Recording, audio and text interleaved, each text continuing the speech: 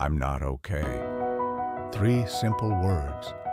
3 honest words. 3 words that felt heavier than anything he had carried all year. He stared at the screen. The blinking cursor felt louder than his thoughts. Tick, tick, tick. 10 minutes passed. He reread it again. I'm not okay. His thumb hovered over the send button. His heart started racing, because saying it would make it real. And if it became real, someone might ask questions.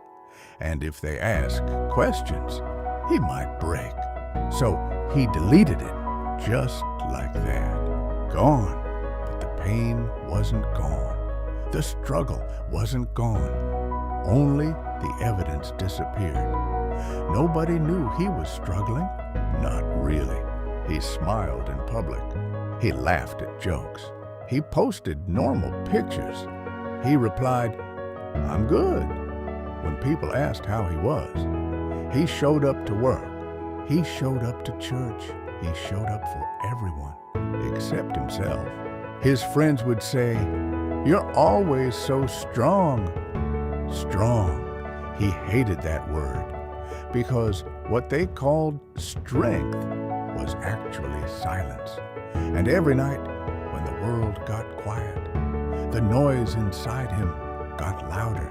The doubts, the pressure, the exhaustion. Why am I so tired all the time? Why does everyone else look okay?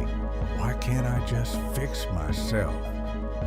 He wasn't physically alone, but emotionally.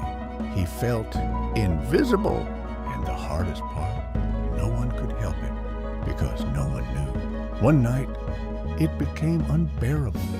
He sat on the edge of his bed, lights off, phone face down, chest tight, no music, no distractions, just thoughts he couldn't outrun.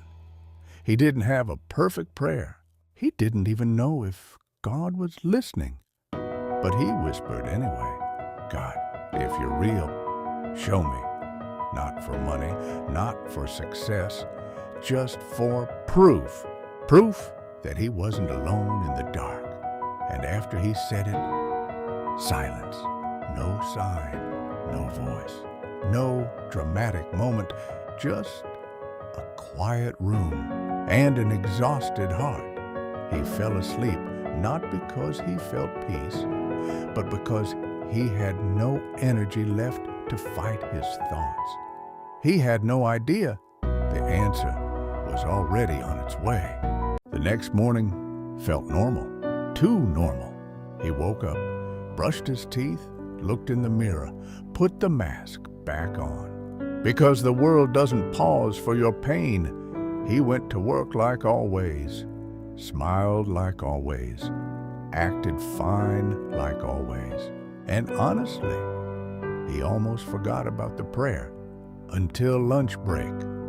He was sitting alone, scrolling through his phone, pretending to be busy so no one would start a conversation. That's when someone walked up to him, a co-worker, not a close friend, not someone he talked to deeply, just someone ordinary. I don't know why I feel like I need to tell you this, the co-worker said. He looked up, confused, but I feel like you need to hear it. His heart started beating faster. You're stronger than you think. Silence. Everything around him felt distant. The room blurred, because those were the exact words he whispered in his prayer. The exact sentence. God, show me I'm strong enough. How? He never told anyone. He never posted anything. He never sent the message. So how did this random person say the exact words? The co-worker shrugged. I almost didn't say anything, he admitted. I felt silly, but something told me not to ignore it. And then he walked away, like it was nothing. But to him, it was everything. Because sometimes God doesn't answer loudly. Sometimes he answers specifically. And when heaven responds to a private prayer through someone who had no way of knowing. That's not coincidence. That's confirmation. The sentence didn't fix his life overnight. His problems didn't disappear, but something shifted. For the first time in months, he felt seen, not by people, by God. But the story wasn't finished, because later that night, he would face the message again, and this time, the decision would be different. That night he went home different, not because the problem disappeared, but because hope showed up. Small, quiet, real. He sat on his bed again, picked up his phone again, opened the conversation again, and typed 3 words, "I'm not okay." His heart started racing. Fear whispered, what if they don't reply? What if they judge you? What if you regret this? But another voice whispered back, what if this is the breakthrough? His thumb hovered. Then he pressed send. He dropped the phone instantly.